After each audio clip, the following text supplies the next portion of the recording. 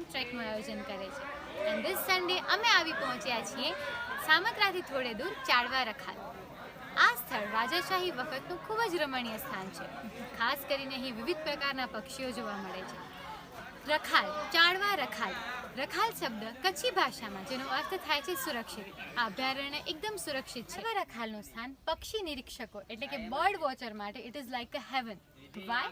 Because માછીમાર પક્ષીઓ જેવા કે કિંગફિશર, દૂધરાજ, પિરોજી જેવા ઘણા પક્ષીઓ અહીં જોવા મળે છે. 1850ની સાલમાં પ્રાગસર્મ દ્વારા આ ડેમ બનાવવામાં આવ્યું હતું. આ ડેમનું તળિયું એટલું મજબૂત છે કે અનેક દુકાળો પછી પણ અહીં પાણી સુકાતું નથી.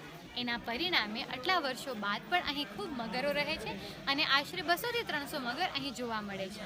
તો જોઈએ આ ડેમ.